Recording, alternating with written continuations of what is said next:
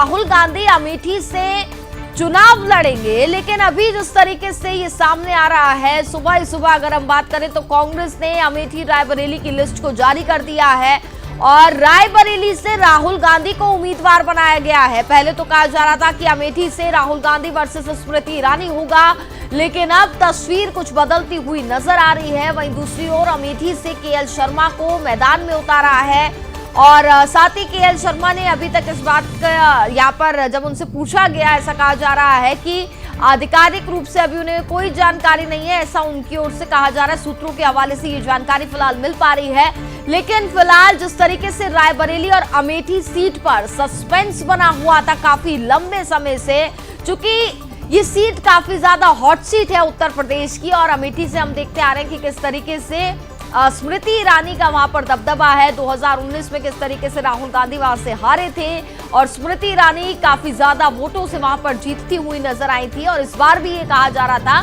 कि वायनाड के साथ साथ अमेठी से भी राहुल गांधी चुनाव लड़ सकते हैं और कल ये बात कहीं ना कहीं कही जा रही थी। लेकिन चूंकि अब यहाँ पर 2 उम्मीदवारों की घोषणा कांग्रेस पार्टी की ओर से कर दी गई है, एक मोहर यहां पर लग चुकी है। रायबरेली से राहुल गांधी होंगे उम्मीदवार और अमेठी से केएल शर्मा वर्सेस स्मृति ईरानी हमें लोकसभा चुनाव 2024 में देखने को मिलने वाला है।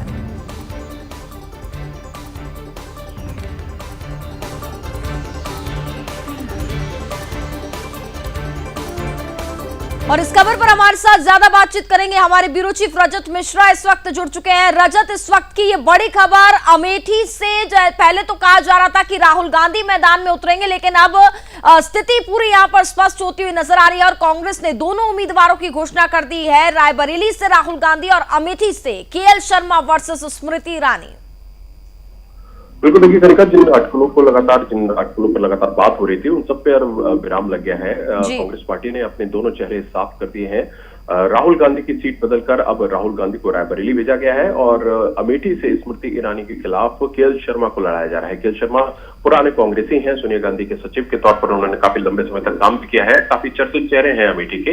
वो अब स्मृति ईरानी के खिलाफ अमेठी में चुनाव लड़ेंगे। बड़ी बात यह है कि रॉबर्ट वाड्रा का नाम शुरुआती दिनों में बहुत लंबा समय तक चला था कि सोनिया गांधी की सीट पर रॉबर्ट वाड्रा को उतारा जाएगा, तो कांग्रेस ने पूरी तरीके से रॉबर्ट वाड्रा का पत्ता काट दिया है।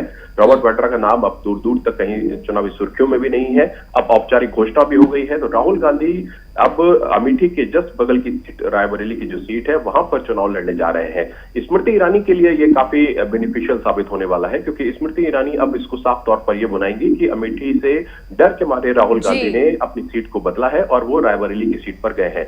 सोनिया गांधी इस रायबरेली की सीट से लगातार चुनाव जीतती रही है, परंपरागत सीट रही है एक समय पे कांग्रेस की, लेकिन इस बार भारतीय जनता पार्टी पूरे दमखम से चुनावी मैदान में भी है और रायबरेली की सीट भी झड़पने के लिए इस बार भारतीय जनता पार्टी तैयार है। दिनेश प्रताप सिंह को भारतीय जनता पार्टी ने अपना कल ही उम्मीदवार घोषित किया था और वो पूरी दमखम से वहां पर चुनाव लड़ने की तैयारी करते हुए दिखाई दे रहे हैं। तो जिस ऐलान का इंतजार हो रहा था वो ऐलान हो गया, क्योंकि आज नॉमिनेशन की अंतिम तारीख है। आज हर हालत में सबको नॉमिनेशन करना है।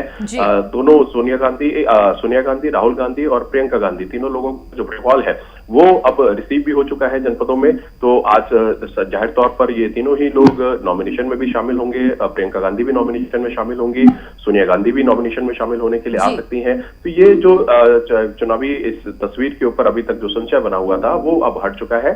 चुनाव दिलचस्प होने वाला है रायबरेली का, क्योंकि भारतीय जनता पार्टी इस एक सीट को भी अपने कब्जे में लेना चाहती है और इसीलिए भारतीय जनता पार्टी भी पूरी ताकत लगा रही है।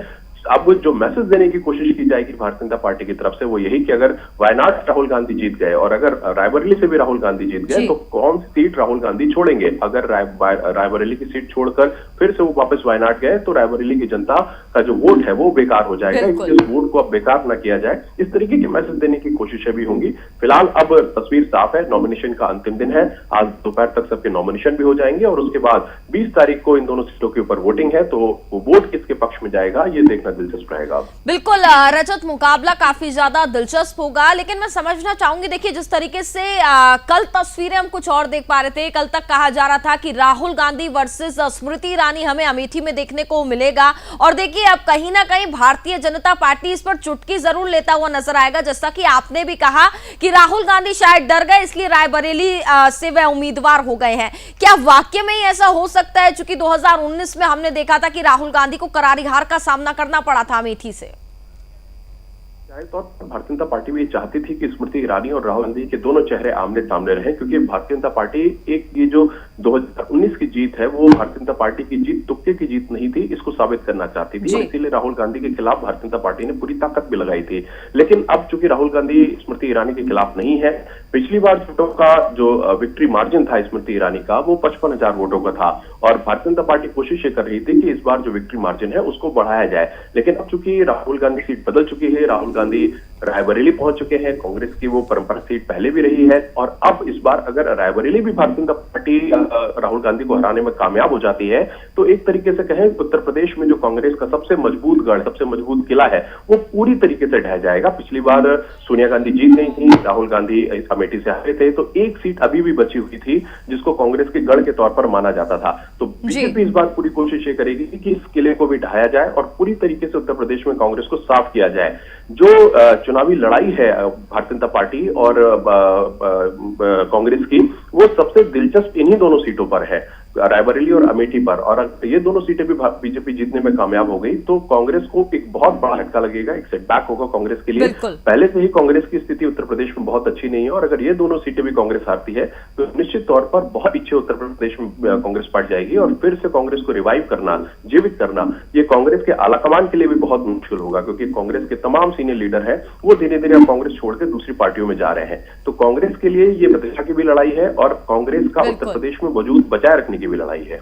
बिल्कुल। तो रजत, इस बार की फाइट काफी ज्यादा इंटरेस्टिंग होगी, फिलहाल देखना होगा, चूंकि अभी तो ये भी देखना होगा कि आखिरकार भारतीय जनता पार्टी की ओर से, तमाम दिग्गजों की ओर से क्या कुछ प्रतिक्रियाएं सामने आएंगी।